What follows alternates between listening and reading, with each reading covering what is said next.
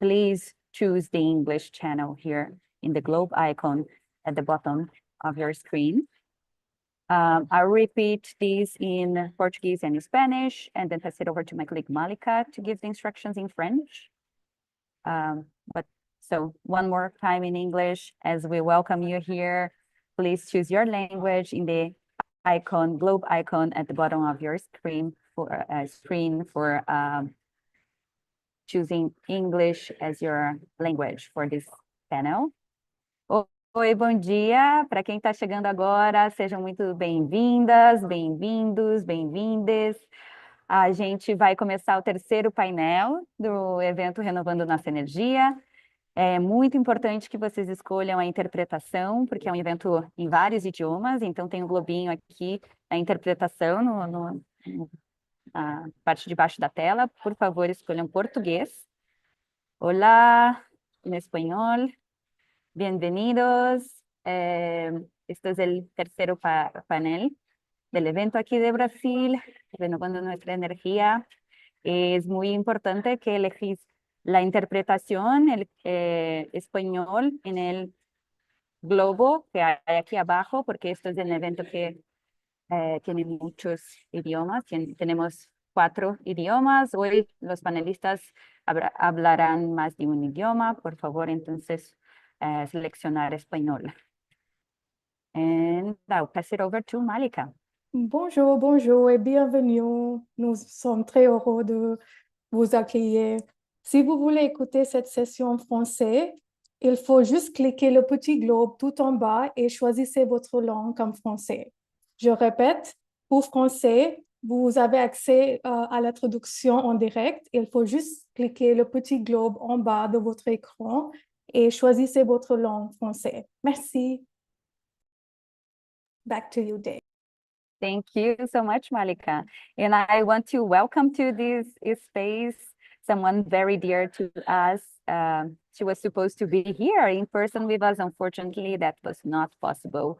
But I'll pass over to Ruth Santiago, an amazing activist. And yeah, thank you, Ruth, for being here. Hello, hello. Thank you, Malika and Deborah and all of the 350.org team. Hello, everyone in Brazil. I wish I were there with you, but, well, this is the best we can do for the moment. Welcome to the live streaming of the third panel at the Renew Our Power Gathering happening right now in Brazil. My name is Ruth Santiago. I'm a community and environmental lawyer based in Salinas, Puerto Rico, southeastern Puerto Rico.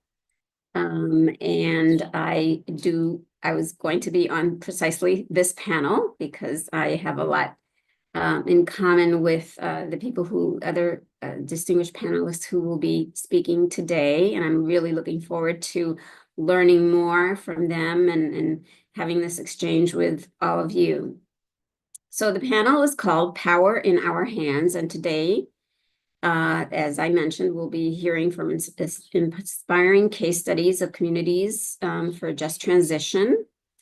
So whether you're tuning in via Zoom or YouTube, very excited that you are listening in, and I hope this is a great experience for all of you as well. So for those of you who are coming in virtually, we'd love to get to know you. So please, drop in the chat information about your name, organization, where you're joining from. And I want to repeat that this meeting is available in 4 languages. And you can use the globe at the bottom of the screen to tune into English, Spanish, French, or Portuguese, of course. So interpretation will be available in all those languages. Okay, so even if you speak English, you need to select the English language interpretation. Okay, and so before we get started, a few reminders here. You will notice that your microphone and the camera are off, and that's by default. But the chat is now open, and you can, as I mentioned, introduce yourselves through the chat. It might close at some point, but in the meantime, yeah, avail yourselves of that opportunity. And the webinar is being broadcasted, and so it'll be available on YouTube. And if you have a question, as you know, there's a question feature, Q&A feature, that you can use to drop your questions or comments. So I'd love to know what's going on the ground, since I'm not there. Yes, so we are about to start the panel. You're seeing Rukia Kamis in the screen for the event right now. She's the host for today. She's a 350 organizer in Africa. And while she's introducing the panel, would you, Ruth, like to introduce yourself a little bit more? Tell us just briefly about who you are and your experience as activists and a little bit of what you're going to share here, perhaps Sure. 2 minutes. Sure. Okay. Very good. Yeah. So as I mentioned, I'm based in Salinas in southeastern Puerto Rico, which is the site of the largest electrical installation in Puerto Rico, and also very close to the other most polluting power plant in our archipelago. And so as a result of basically that situation, groups here became involved in energy issues and have been working as a result of the impacts from fossil-fired centralized generation. Many groups here have been working for the transformation of the electric system. Some of you may have heard that Puerto Rico holds the record for the second longest power outage in the world, the first in the US and second in the world, especially after Hurricane Maria in 2017. We were without power in some places for close to a year, incredible as that may seem. And so we, even before then, of course, had realized the importance of becoming energy literate and for communities to become agents in the energy sphere and take control and participate actively in energy generation, decisions, distribution, etc.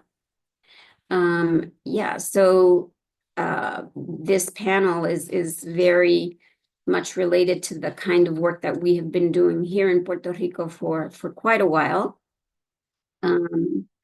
There has been some movement in the direction of that transformation. Puerto Rico now has about 10% of distributed renewable energy installations, primarily rooftop solar and battery coupled with battery energy storage systems. But there's a very long way to go because the system, the way it's developing, is very separate and unequal. People who have the income, the economic resources, or the ability to take on the debt can install these systems, rooftop solar, but of course, the majority of people cannot. And so we advocate not just for distributed renewable energy and a technological switch, but also for, of course, access, like universal access to distributed renewable energy, primarily through government use of government disaster recovery funds to enable low-income people and small businesses, public institutions to have access to this very necessary distributed renewable energy systems. So Thank you. Yeah, thank you so much, Ruth. Really, really appreciate you giving us this context. And the panel is starting now. We've someone also from Puerto Rico, Arturo. So perhaps we can pass it over to the floor. absolutely, great, thank you. Thank you.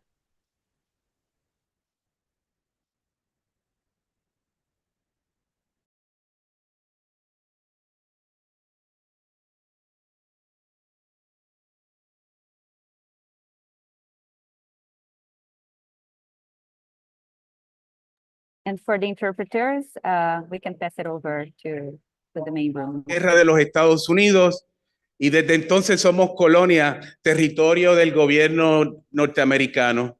En el caso nuestro, nos organizamos para inicialmente en el 1980 para enfrentar una propuesta de minería de cobre, oro y plata en unas 36,000 acres de terreno, y en nuestro primer evento solamente una persona se presentó, una plaza vacía, y luego de 15 años de trabajo de autogestión comunitaria, juntando entonces el conocimiento con la cultura y la comunidad, pudimos derrotar los planes de la minería, y de la protesta evolucionamos a la propuesta de los bosques y asumir la responsabilidad del manejo de esas áreas naturales. No sé si esto lo vamos a poder ver acá, pero estos son ustedes, o muchos de ustedes a los que nos están viendo a la distancia.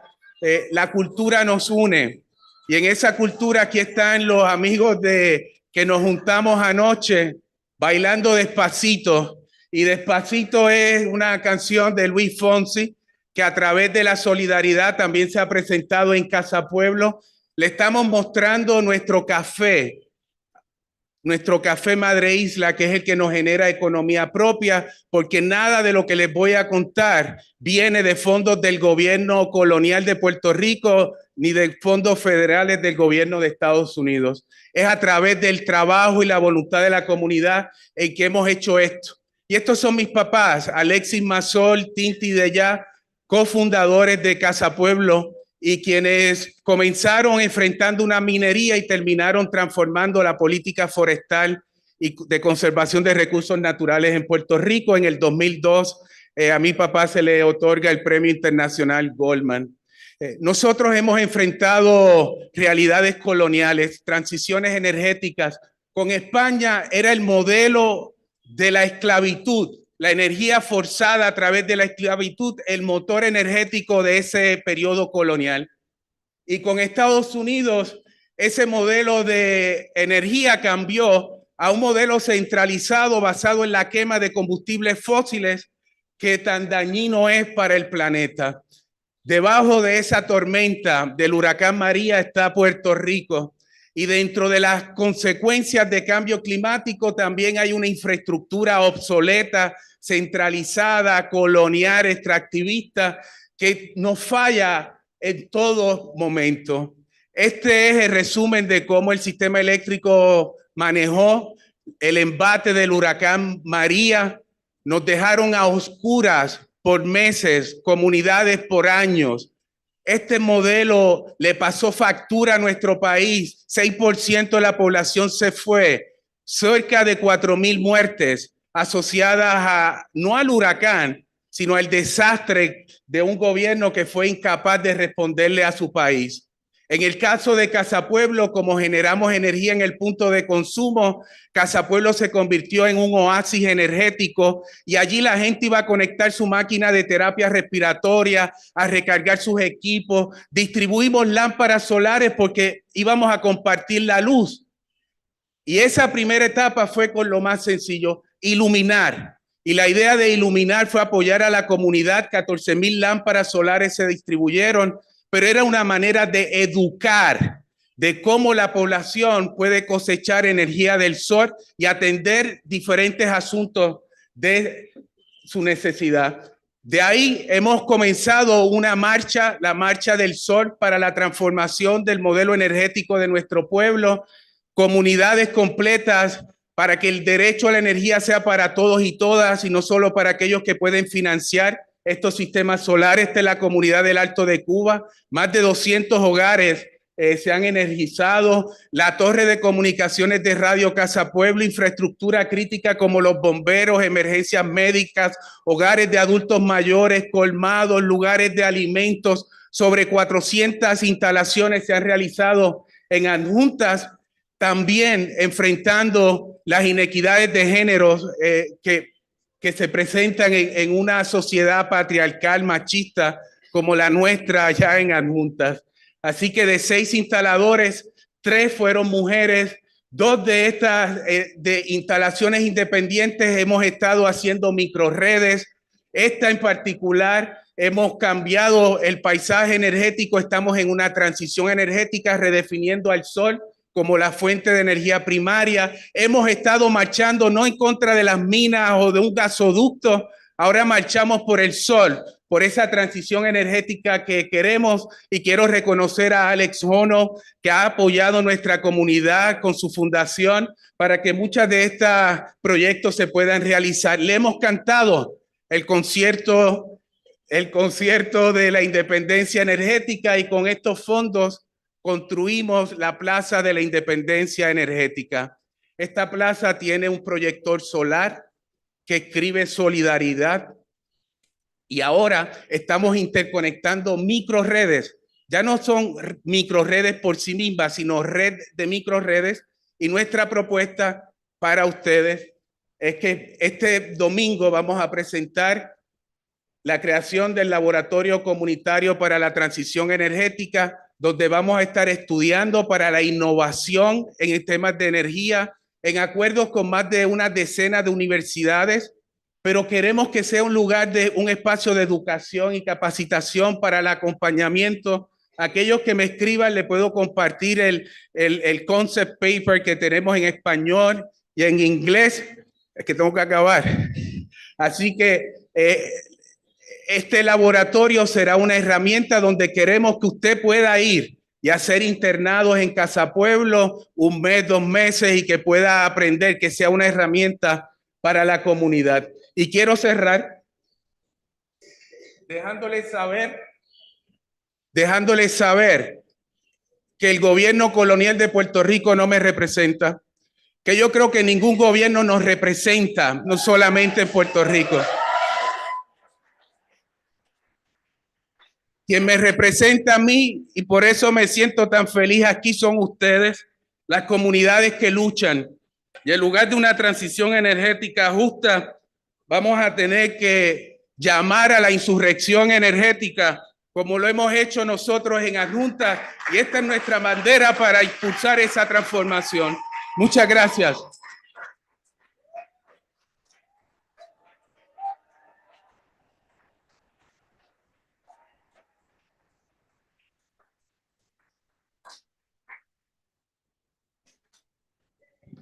Thank you. Thank you. Thank you so much, Arturo. Another round of applause for Arturo. That was brilliant. If you want the flag of the future, please find Arturo. He'll be here. So he has some awesome things. Thank you again. So if you've noticed, we're playing music. So when the music plays, absorb the content. Each song represents the country the person's coming from. It's one of their songs or the people that they like or the music they like. So if you want the playlist, find Kate. Could you raise your hand? Or Anne? Perfect. Without further ado, I would love to take you to Uganda. Edwin Mumbere.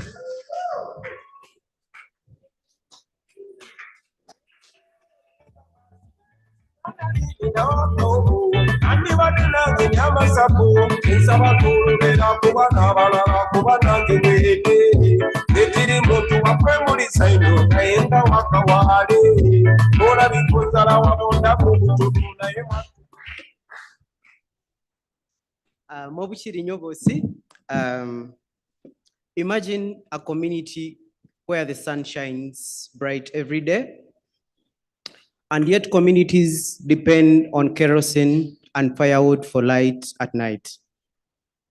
This is the reality of the women in Kijumba, but it shouldn't be this way. Hi, I'm Edwin Mumbere. I work with Center for Citizens Conserving the Environment.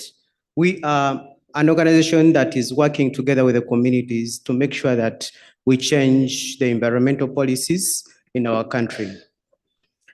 Energy poverty is a problem in my country, with around 67% of the communities not having access to electricity. For women, this is more than living in a dark room. It means limited access to income. It comes with health risks for sleeping in a room that is filled with smoke. It limits their ability to think big for their families. However, this is not this is not the way it's supposed to be, because these women are resilient, resourceful, and ready to learn. All they need is the opportunity to learn, because they have the ability to use their natural knowledge to really scale up. And this is where our community comes in. And this is where our project comes in. We work with the women, train them on solar installations and battery maintenance. This isn't just about a technical skill. It is about training the women and giving them the knowledge that they really want, the knowledge that is helping them transform their communities through managing the solar systems that are within their communities, troubleshooting local community solar systems that they have created. How do we really do this? We are doing all these changes by working with various partners like 350, which has kickstarted the project in Western Uganda. And how are we really scaling up with the communities? How are we really making sure that everyone is getting the solar system in their homes? We have taken the women through a process of financial literacy, where we are putting the women into the groups, the savings groups, which are helping them create savings, buying solar for each home. Once the home gets a solar system, they then collect money and buy solar for another system. Now imagine a woman who used to live in the home that didn't have solar, whose kids were really struggling so hard to get closer to a candle so that they can do their homework. Now, a woman who has solar in her house, she's able to earn extra income by troubleshooting solar systems within the community. She's able to install solar systems to the local schools. This is the reality that we're really thinking of, and it is the reality that we want you to experience and do in your community. However, it has not been a bed of roses. We've had several challenges within Uganda. One comes with the quality of the solar products in Uganda, where the batteries are really of the poor quality, the wires and the bulbs. All these are limiting the scaling up of the project.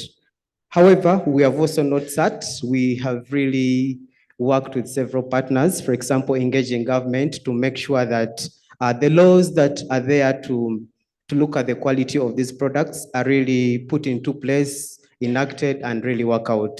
So we are on the other hand, waking up the government institutions to really wake up and do their work for looking at the quality of the solar products that are being imported, as well as those that are being manufactured in the country.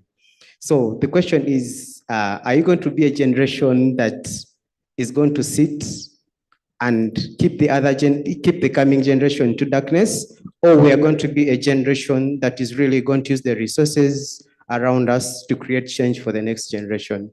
Thank you.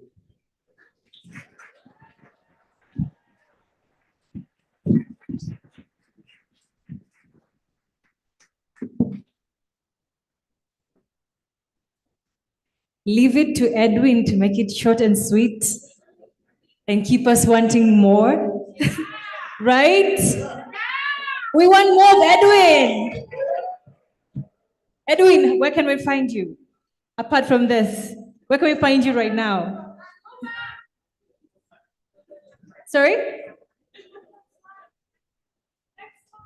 I'm around till the last day, so I can be found here. I can be, website will be projected there. Please, we can share ideas on how to work on community projects within your various countries. Thank you.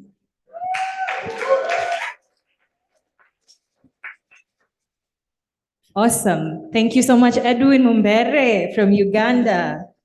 So we've flown to Uganda. Now we're coming back to Indonesia. So we're going to Indonesia now. But before I let Tree come in, we will be playing a movie from Tree, right? So stay tuned.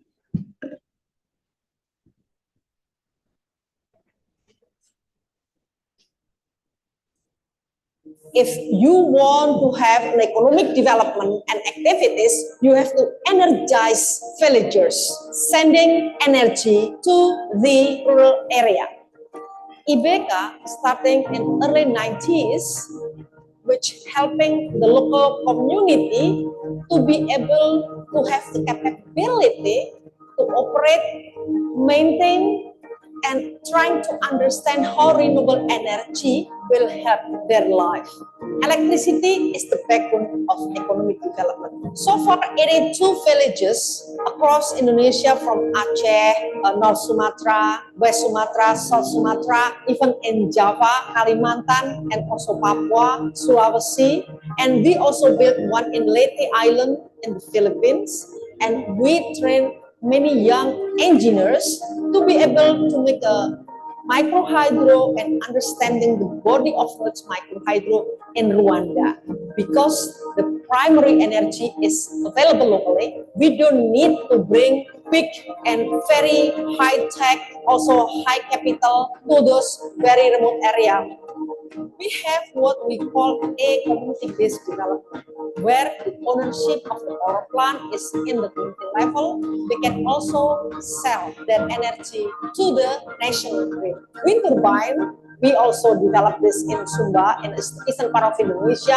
100 units, we install that. It's a very small, only 4-meter height, so very easy for local people to see it, and they have courage that, oh, wind turbine is not difficult.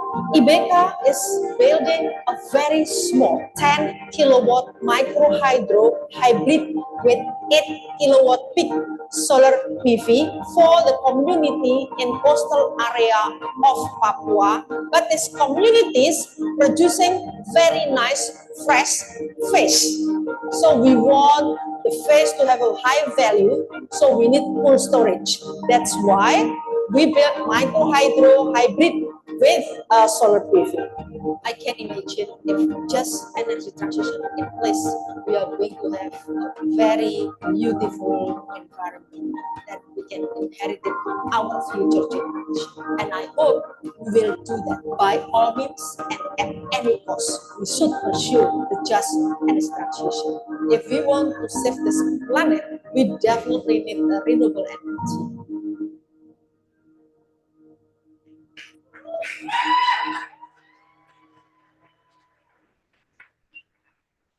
So, welcome Trimumpuni. I think she's more traveled than I am in the continent I'm from.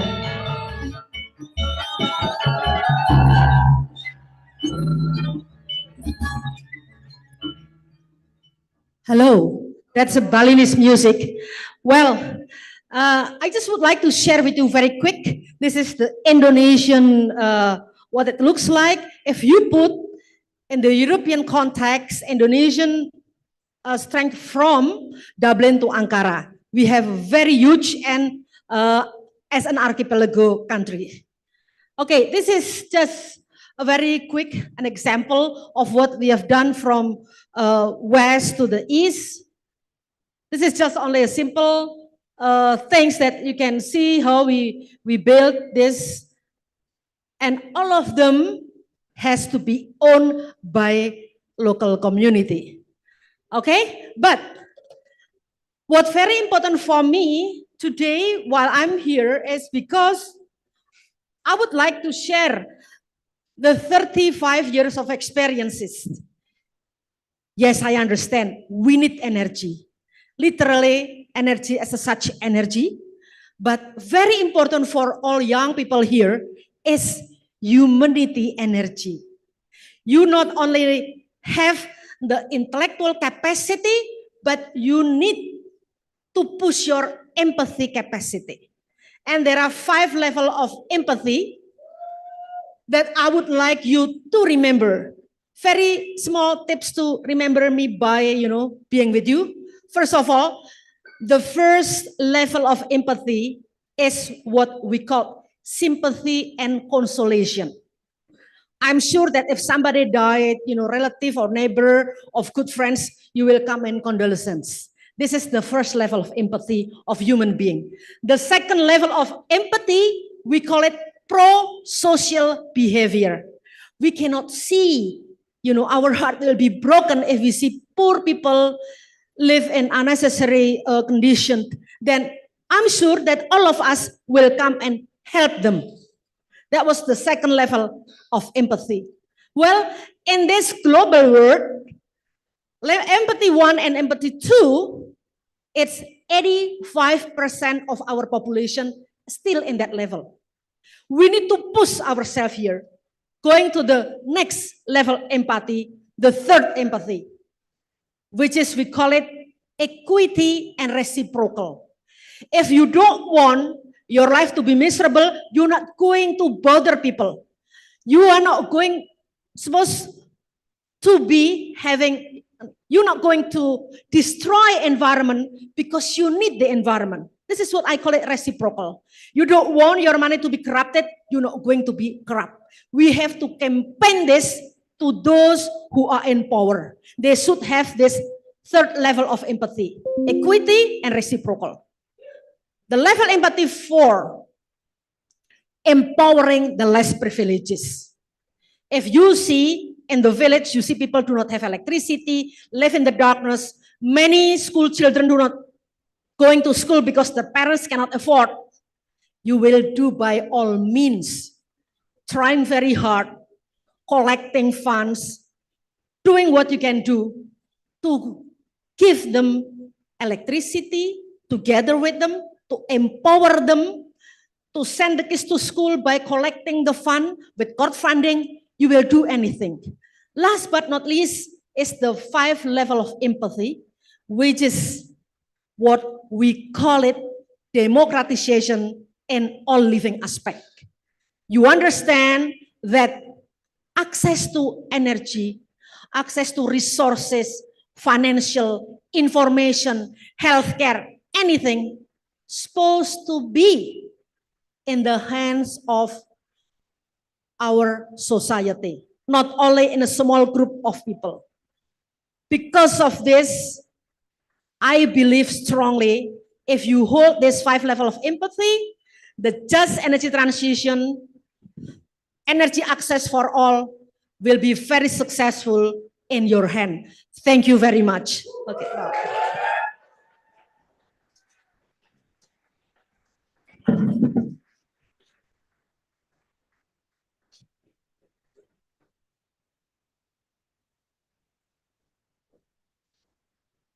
Thank you, Tri Mumpuni.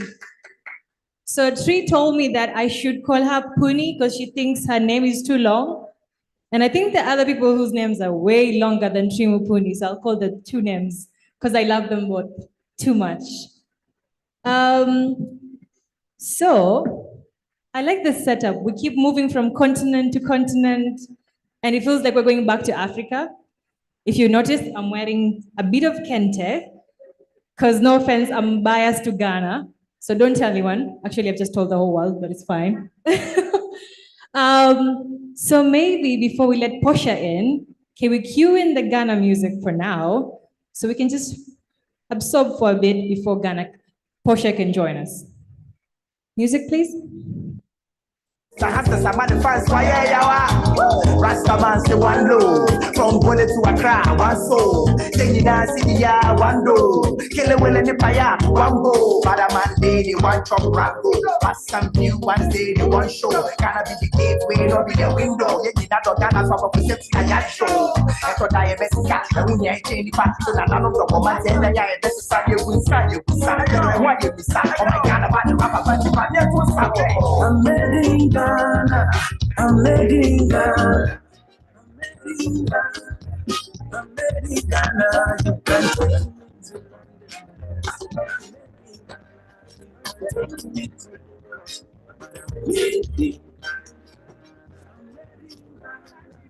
I'm made in.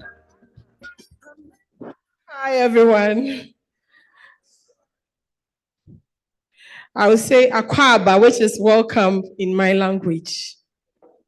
I think you've seen what is behind me before. It's a lantern. That is the reality of communities in my country without light. They have to rely on this lantern which use kerosene. This little girl, all her life, uses this to study. And it's very difficult and challenging. Now, Ghana seeks to achieve the just transition by 2070.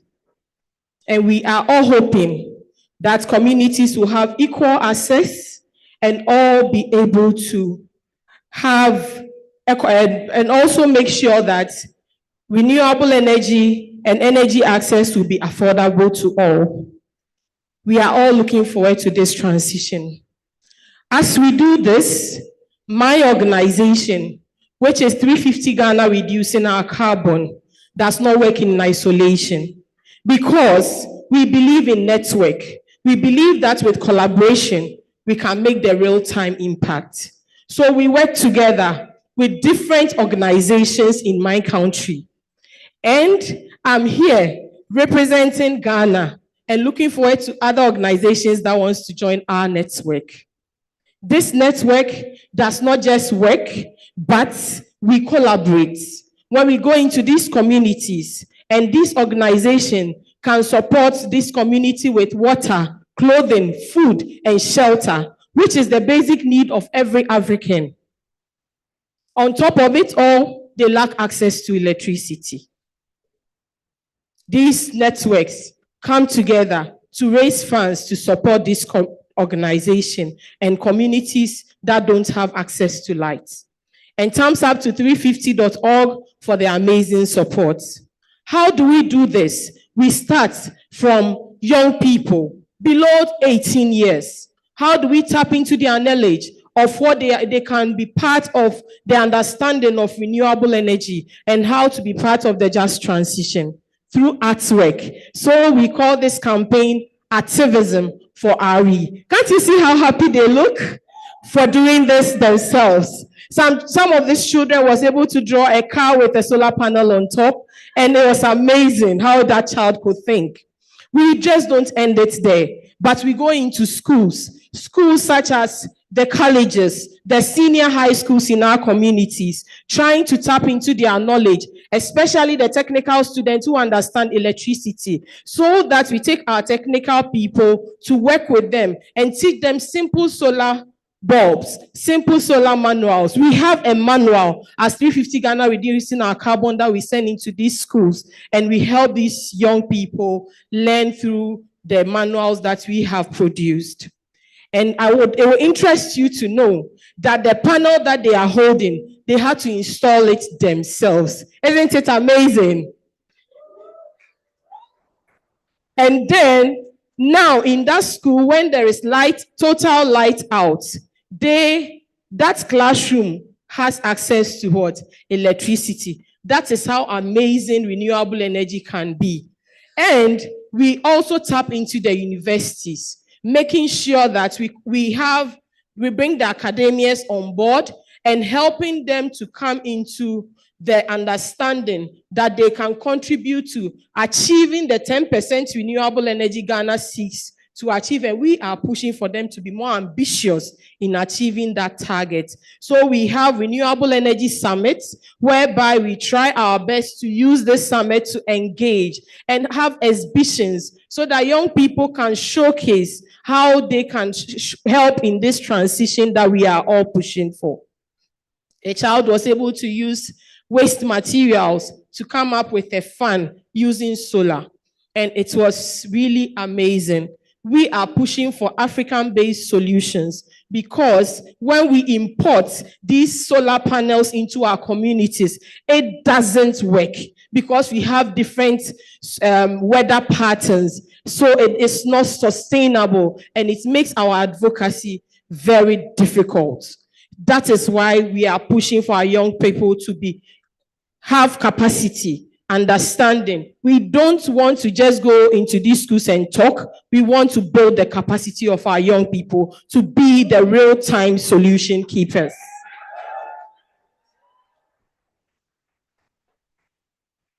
Thousands of communities in my country do not have access to light. And women are most vulnerable when it comes to climate change. How do we bring them to the front line?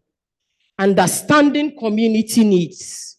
Remember, you don't go into a community and dump your ideas on them because they've been building resilience all these years. So first find out what have been your adaptation and mitigation measures.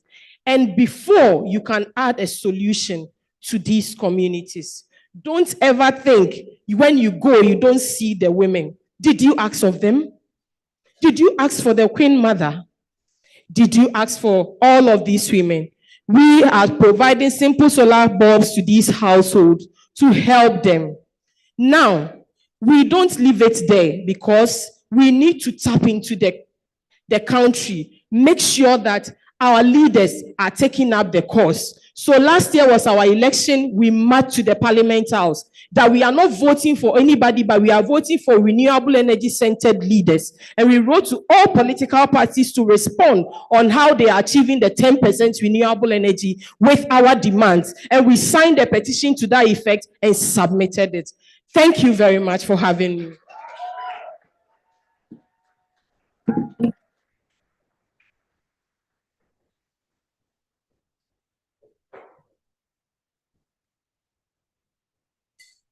Portia, now everyone knows that you are made in Ghana.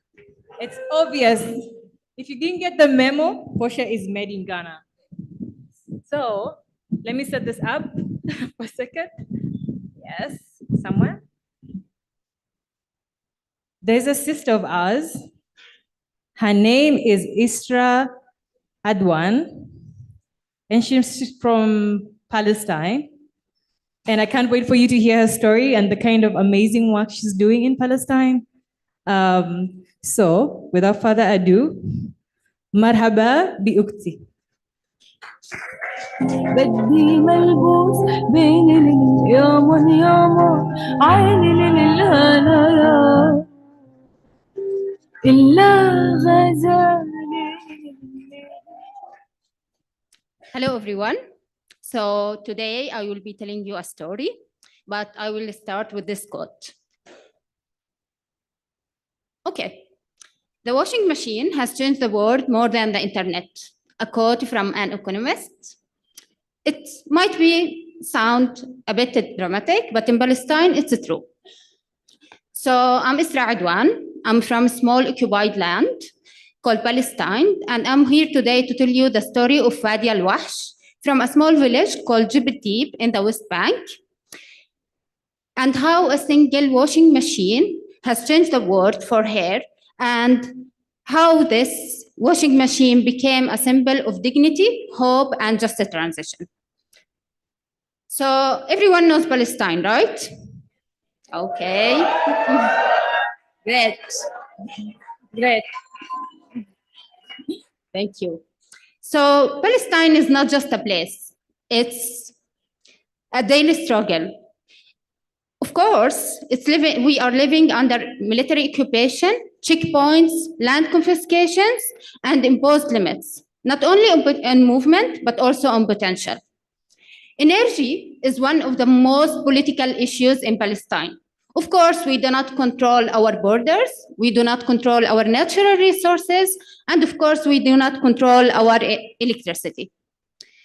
Around 87% of our electricity is being imported, mostly from Israel, unfortunately, through a system that we do not control at all.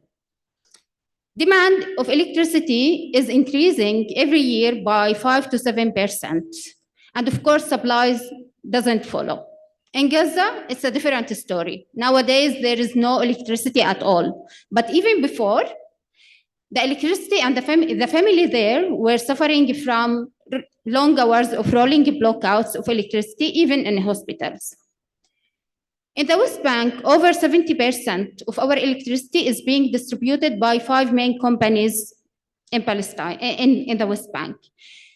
And the remaining 30% is being distributed by small local councils and municipalities, many of which lack the technical capacity and the financial resources to manage energy sustainability. And of course, these challenges are also worsened by the Israeli occupations, restrictions on the infrastructure development, especially in Area C, which makes up over 60% of the West Bank. But of course, we cannot give up. The Palestinian Energy and Natural Resources Municipality have laid out an ambitious strategy which aims to increase renewable energy generation from 120 megawatts in 2020 to 600 megawatt by 2030, and to cut national electricity consumption by 4% by 2030 through efficiency reforms. Of course, for us, this is not only about environment, it's about our freedom, it's about reducing dependency and building resilience. And this is where Fadia's story comes in. Fadia lives in a small village called Jibidib. It is located near Bethlehem in West Bank, of course, surrounded by many settlements and the separation wall as well. Only 17 families live there, but until recently, they had no access to electricity. Not because they lived off a grid by choice, but because the system have denied it to them, both physical and political. And that's where a coalition of organizations stepped in. Through Oxfam and another woman-led organization in the village, they have installed around 96 solar panels, transforming homes and lives. And Fadia told us that living without electricity is not just was more than just an inconvenience. It was a daily struggle. And when the panel came, it was just like a miracle. She used to wash clothes by hand. And now, thanks to solar power, she uses a washing machine, saving hours of labor each day. Her daughter Sujud, a nursing student, now can study online without being in need to travel hours and hours and waiting on the checkpoint to be able to go to her university.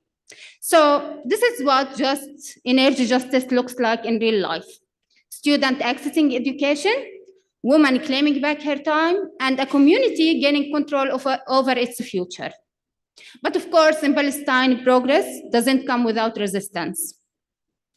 1 year ago, the Israeli military decided to confiscate all the solar panels without any warning. And in this moment, the community has to fight. They felt many complaints, and of course, they mobilized the international allies. Eventually, the solar panels were returned, but the message was very clear. Even sustainability is a political act in Palestine. Nowadays, the system is managed by Fadia and by other women. They monitor the batteries, they collect the fees, they ensure that every household stays connected. Despite the settler violence and the settler threats and the continuous fear, they remain determined. Unfortunately, Fadia and the other women couldn't appear on cameras for fear of violence, but they asked us to share their story because silence is not an option anymore, especially when the sun itself becomes a tool of resistance. In many parts of the world, just a transition is a technical shift. But for us as Palestinians, it's a political statement. It's a declaration that we will not be silenced, that we will power our own lives even in the shadow of occupation. So when you hear just a transition, think of Fadia, think of Sujud, think of a community that refused to wait for permission to turn on the lights. The sun shines equally on all of us, but justice, that's something we still have to fight for. Thank you.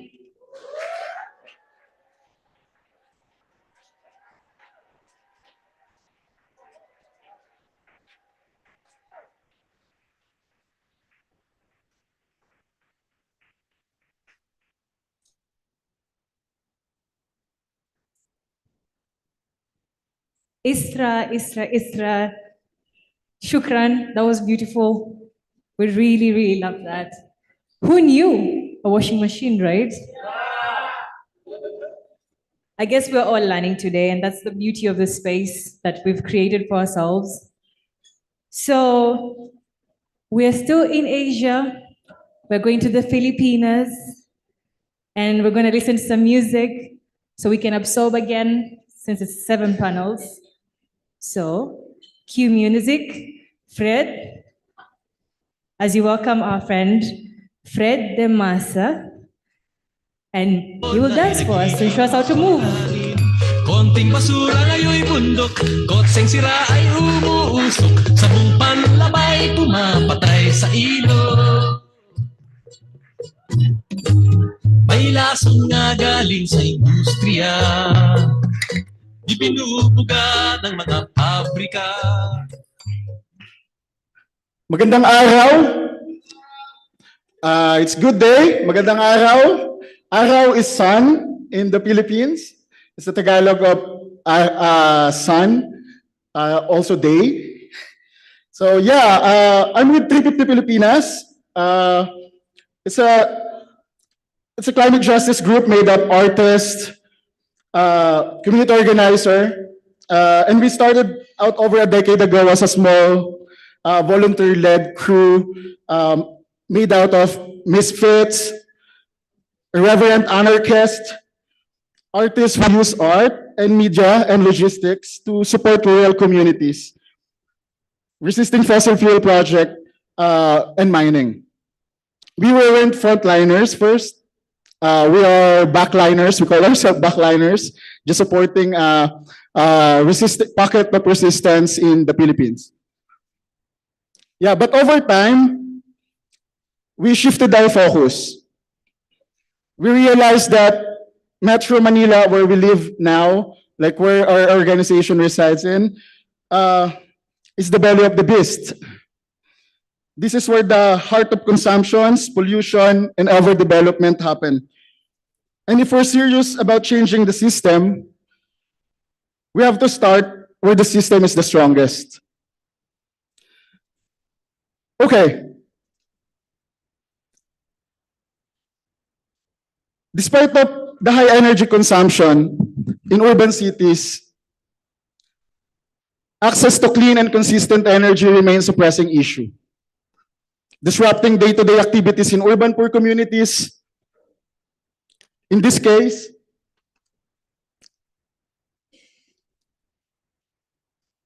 oops, sorry. Can you help me get it back?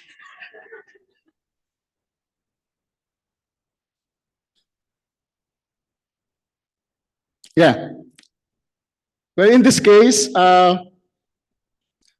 learning and livelihood. Yeah. The communities we are working with identify the same challenges, but the same communities are also reclaiming their power that sustainable communities can be built through solidarity, resilience, and practical solutions, proving that sustainable communities can be built from ground up. Please allow me to share those stories, those two stories of resilience. This is Polytechnic University of the Philippines.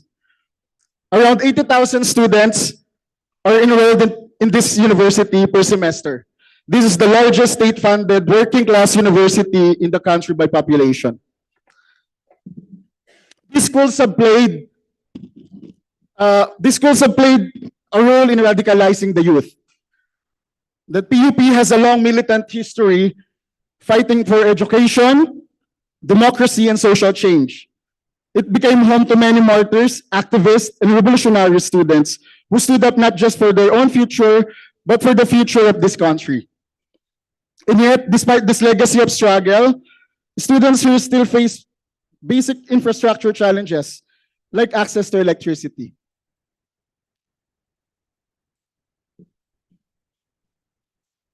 Then we open possibilities for climate actions and community building that fit in a manner of multi-stakeholder engagement. For 2 years that we're working with this community, we formalized partnership. 350 Pilipinas and PUP community signed a memorandum of agreement for partnership on climate action and promoting community-led renewable energy projects. Equip students and faculty, skill set on core, we call it core, like community-led renewable energy, leading to building up their own solar charging station, building practical and tangible solutions. Celebrated and campaigned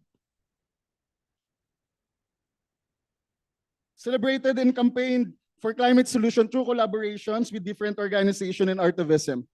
The fossil-free PUP composed of faculty, administrations, students, and communities. Then, it's not showing now, but it's in a video, but I don't know if it's not playing right now. But yeah, we launched our first solar charging station built by the students in this university. And it sparked inspiration for reaching the broader communities and university to take climate action. This time, integrating interdisciplinary collaboration on one side, computer programming students, and on the other side is the electrical engineering students. Then together, they designed our second solar charging stations, serving the College of Arts and Letters. With a capacity of 4.2 kilowatt and has a 40 charging outlets. It provides a free sustainable energy sources for hundreds of students and faculty.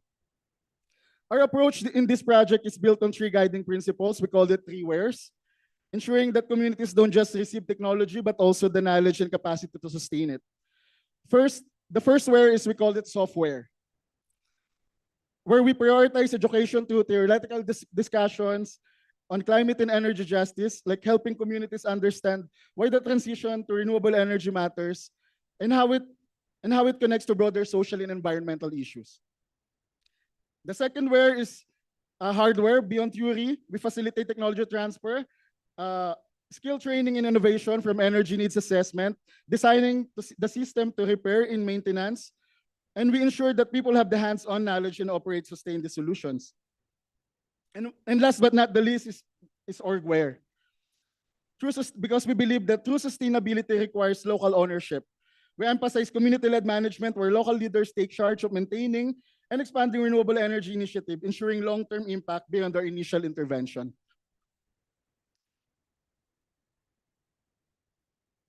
So this is the Tatalon Nanay Power. So one powerful example of what this look like on the ground is the Barangay Tatalon, a densely populated informal settlement in Metro Manila, located in a flood-prone danger zone near the San Juan River. The community faces multiple layers of vulnerability, including energy poverty with electricity costs so high, many households resort to illegal tapping. Unknowingly passing on the burden to neighbors' bills, and often causing electrical overloading that leads to fires. It's a cycle problem that makes it hard for them to move forward. Then we met Tatalon Nanay Power, a group of women leaders. After Typhoon Karina hit, internationally known Typhoon Gaymin, the power was out for a week because of the flooding, no electricity, no communication, no way to call for help. Many stayed home to protect their belongings, which meant they were left out of official relief efforts that only reached the evacuation centers. And our response, we brought the solar generator. We brought solar generator from charging station at the PUP directly to them along with relief effort. So they could charge their phones, reach out their loved ones, contact authorities, and power essential tools like flashlights, rechargeable fans, and nebulizers. It was a small act of solidarity, but for us, it means staying connected, staying safe, and not being forgotten. And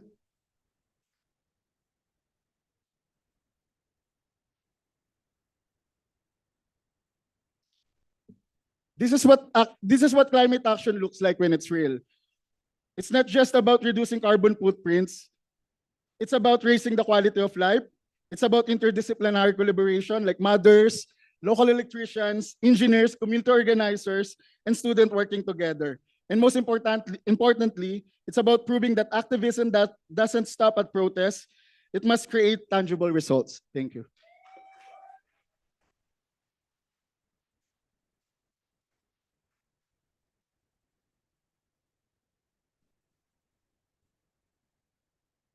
Another massive round of applause for Fred. And a massive gratitude to 350 Filipinas.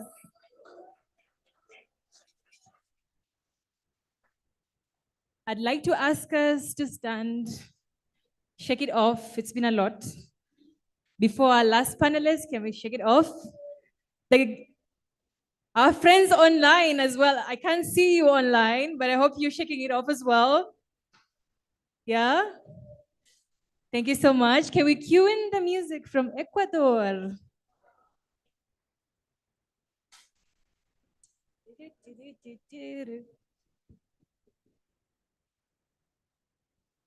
Can we cue in the music, please, from Ecuador as others shake it off?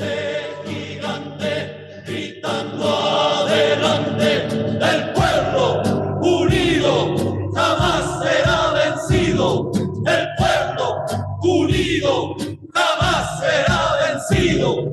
La paz que está forjando la unidad de norte a sur se movilizará desde Salar, ardiente y mineral, al bosque austral, unidos en la lucha y el trabajo irán, la patria cubrirá su paso ya, anuncia el porvenir, de pie cantar el pueblo. Gracias, gracias. This is awesome. So, welcome, Nantu Camelos.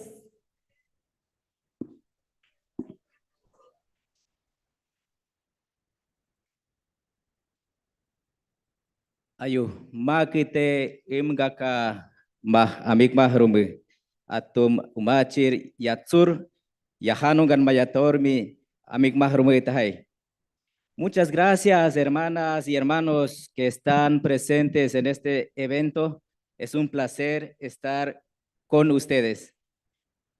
Hoy quiero hablarles acerca de cómo Cara Solar ayuda a los pueblos indígenas de la Amazonía ecuatoriana. Cara Solar nace del nombre cara. Cara en achuar significa el sueño o la visión hecho realidad.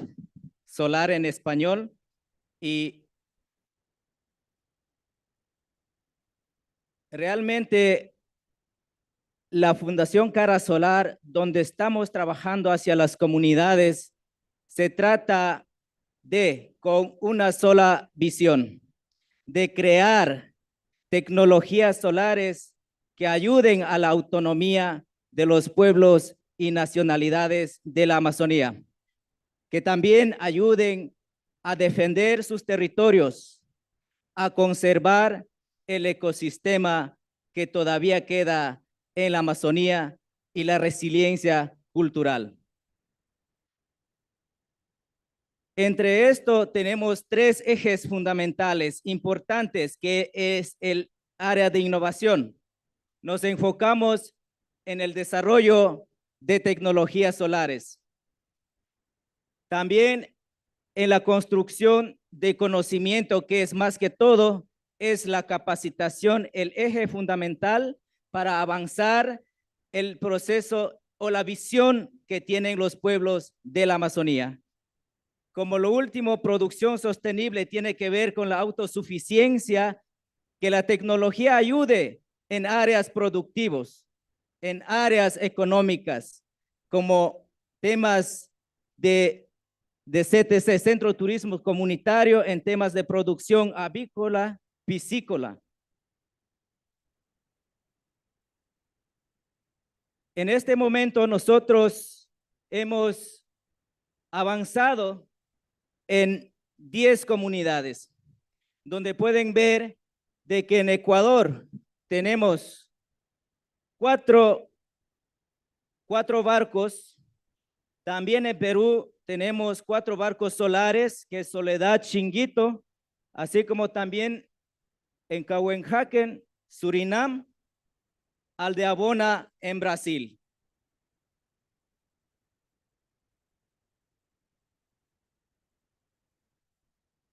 Bien, de cómo nosotros hemos avanzado. Dentro de esto, el desafío ha sido importante para nosotros. El desafío importante que hay que mencionar en este momento y para la Amazonía es común para todos los pueblos indígenas. Es el avance de la carretera permanente, también el uso de combustible fósil que cuesta muy caro y también la presión de otras compañías extractivas, ¿no? Así como la minería.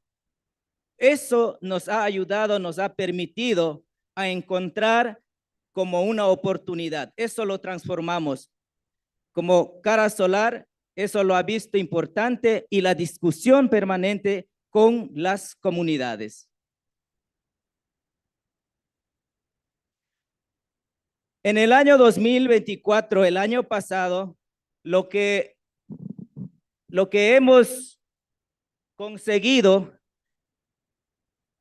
es que recorrieron 6,428 pasajeros, más de 9,660 kilómetros, así como también 404 personas fueron capacitadas, personas locales del territorio.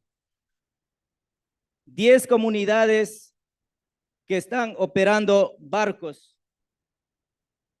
aproximadamente 210 toneladas de CO2 evitados, 26,000 galones de combustible ahorrados, que es costoso, así como también en estos puntos de operación no existen hasta el momento la llegada de las carreteras.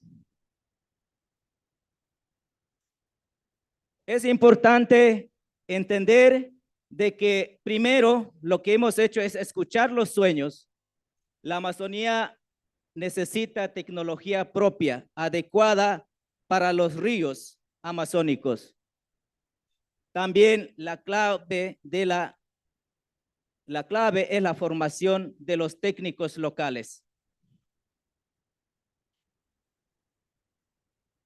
Lo que nos resta por el momento en siguiente paso como una visión a futuro, nosotros estamos desarrollando motores para la Amazonía, motores que en la manufactura los propios indígenas, los propios técnicos locales están desarrollando para que esto sirva en los ríos de la Amazonía, porque estos motores que hemos inicialmente utilizado no están diseñadas para la Amazonía. Eso ha implicado muchos retos durante este proceso. Por tanto, eso es la visión del futuro, así como también de implementar los ríos de la Amazonía con motores eléctricos. Eso es nuestra visión más amplia y fuerte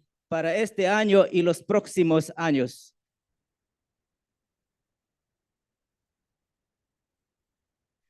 Lo que quería también hacer eco, aprovechando el momento, es que se sumen. Nosotros y todos los colegas de distintas nacionalidades en distintos países, nosotros tenemos que desarrollar nuestras necesidades, tenemos que implementar tal como nosotros lo soñamos. Estamos desarrollando el futuro en nuestros propios términos.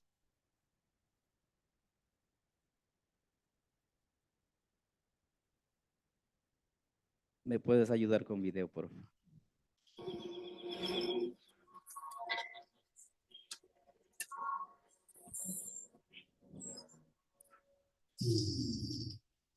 El futuro de la Amazonía es solar.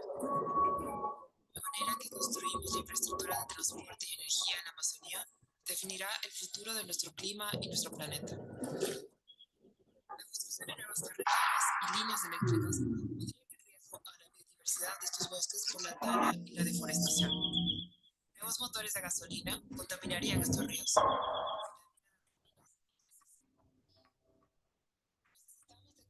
Que anhelan un camino diferente.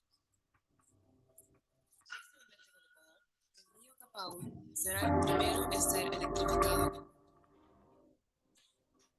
Utilizando tecnología diseñada con comunidades amazónicas para comunidades amazónicas. Los motores y las redes eléctricas solares son una solución real. Economías y los titanes.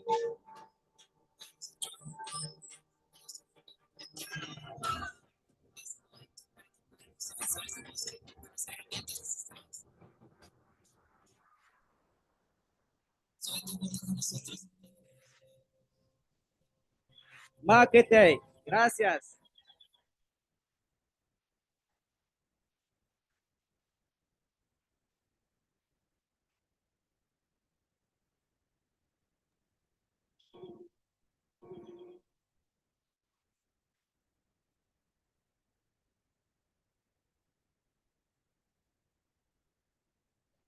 Another round of applause for Nantu. What is there a better way to close than when the host continent person comes and closes for you? That was awesome. Yeah. So before we close, we would love to hear from you, our audience in the room and our audience online. Yeah. So my colleagues, Kate, here, will be passing the mic around the room. And think of this. In one word, what would you be taking from the space? What is something that will stay with you today? So just lift your hand and Kate will come to you. And if you're online, just note it down and our colleagues are tracking the responses that are coming through.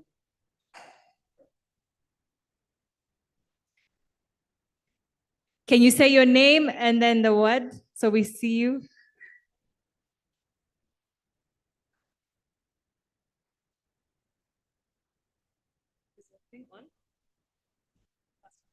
Okay. My name is Darren. I come from Uganda. One word I take from this is innovation. Love it. Hi, I'm Marcus from the UK, and I think one word that sums up what I'll be taking from the space is personal stories. Love it. Personal stories. Hey everyone, Nisa from Tunisia, Resistance. Yes.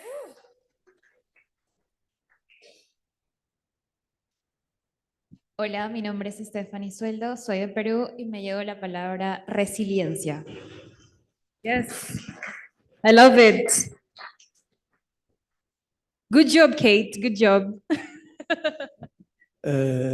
Greetings, everyone. My name is Mwejezi Diba from South Africa. One word that I have taken is solidarity.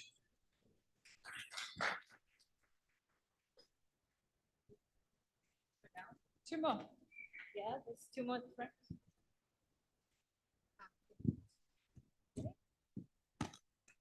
My name is Irene. I'm from Taiwan. My words for today is community. Hello, everyone. My name is Joseph Sakala from Malawi. My takeaway is the just transition is incomplete without community ownership. Yes. Hola, mi nombre es Andrea de Colombia y me llevo su versión energética. Gracias, Casa de Pueblo. There is Omkar over there. But before we go to more on the audience, I would just like to say some from the online as well. So there's Tasia Souza who says resilience. Thank you, Tasia, for submitting that. There's Edna Haim saying inspiration. Yeah, so keep them coming for the next 1 minute. So back to that.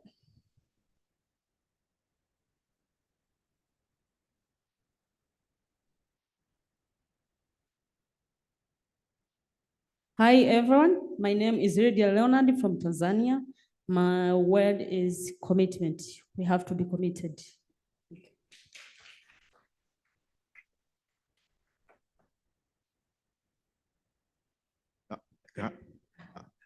Namaste, I'm Omkar from Nepal. I have few words. I'd just like to say, people united will never be defeated.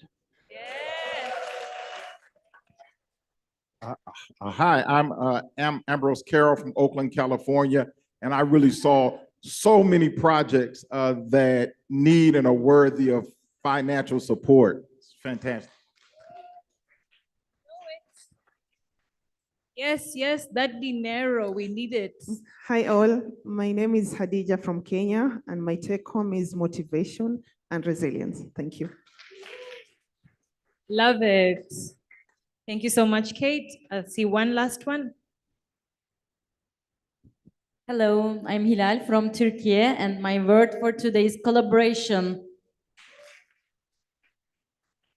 And in the spirit, there's one last one at the back. I keep saying, I'm sorry, I keep saying last one and it's not the last one. Which one? Here, which one? Yeah? Yeah. I'm sorry, I'm not lying. I'm just saying last one, but maybe it's not. Bom, meu nome é Toya Machinelli, sou Amazônia brasileira. E aqui também agradecer, né, o convite da 350, porque durante esses 3 dias vi muitas questões que nos conectam ainda mais ainda, né? E o que eu levaria daqui seria conectividade, mas também reformatar algumas ideias que já tinham sobre transição energética, né? Então, acho que a colaboração mútua seria a palavra melhor para a gente falar hoje, né? Obrigado.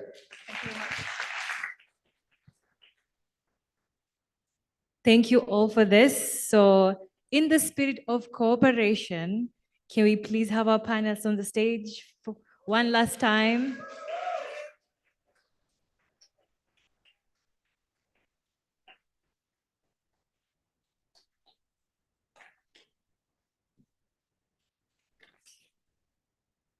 Why are we not clapping, guys? More energy, more energy, more. Si vean solo pueden levantarnos, caminar, correr, no rendirse, no retroceder, ver, aprender con nuestro absurdo. Nada sobre todos, con todos, uno, es para todos, todo para nosotros. Soñamos en grande que se caiga el imperio. Lo gritamos algo, no queda más remedio. Esto no es utopía, es alegre rebeldía del baile de los que sobran de la danza tuya mía. Levantarnos para desollar, ni África ni América Latina se suba. Un barro con casco con lápiz a patear el fiasco. Thank you all. Thank you so much. Yeah.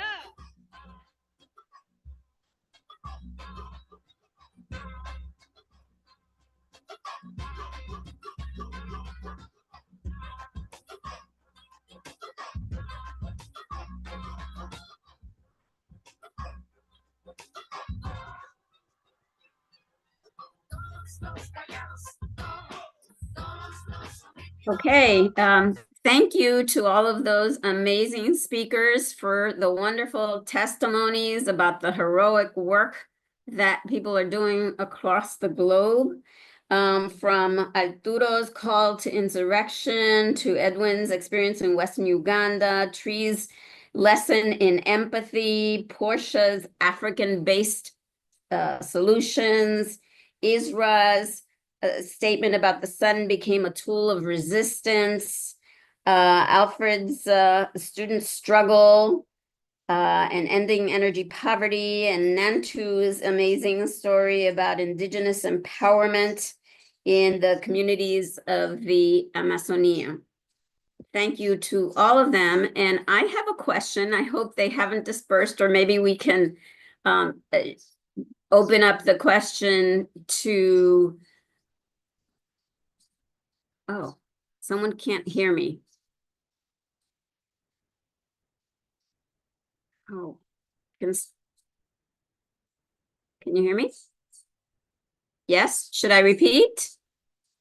Sorry, Ruth, I forgot to mute the, the event on the floor, so it might be, probably it was over your voice, but please go ahead and share your question. Okay, should I start over with the comments, thanking all of the amazing speakers for the wonderful testimonies?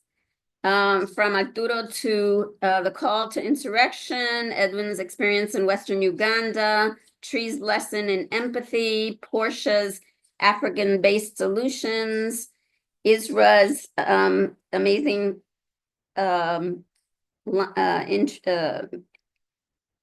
message about the sun became a tool of resistance, Alfred's student struggle and ending energy poverty, Nantu's work with indigenous people of the Amazonia to make the solar river.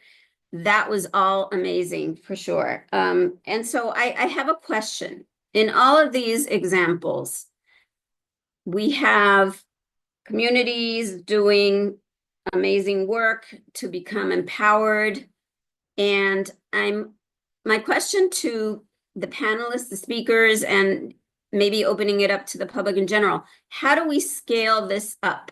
What are the resources needed so that there can be in each of our countries universal access to clean, renewable, distributed, decentralized, accessible power? How do we get that to where it is now with these pockets of heroic work to universal access to people in general, especially low income people, small businesses, institutions? In addition to organized communities, is there a role for government? What about public funding for it to really move this along? So that's my first question. Thank you, Ruth. And we will ask you to answer in the chat so we can read your answers. We unfortunately cannot open the mic for everyone in this Zoom setup, but we will read some of your answers to Ruth that you post on the chat.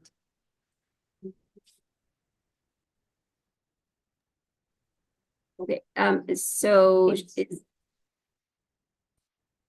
should we, while people contribute in the chat, should we go to the final messages, or are there questions in the audience? Or would you have an answer to that, Ruth?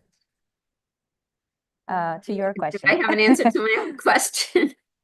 Absolutely. Yes, I'm curious. Yeah, no, I think that in order to provide generalized access to distributed, potentially life-saving energy, we need public participation. We need our governments to respond to communities' needs for energy access in sustainable ways.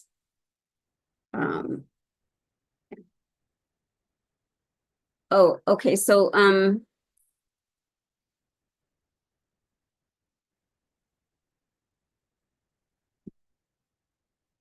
is there something on the stage that we should address? Is there something going on there? The panel is over now. So the event is wrapping up before the next activity, which is not going to be broadcasted. So this is the end of the panel. So yeah, I'll just voice Dominic's answer here. I think we need better policies from leadership on clean energy access, better funding models that are targeted to the common citizens and not just the big corporations and governments. We need more collaboration across developers. So yeah, thank you so much. And as you can see in the chat, we have a call to action for today. If you're feeling inspired, these amazing activists that are powering our movement, please go to the link up there that was shared, and yeah, let us know. Thank you for everyone's participation, and thank you, Ruth, as well, for being with us here online. Be good. You're welcome. Thank you. So we see everyone tomorrow at the fourth panel. Thank you.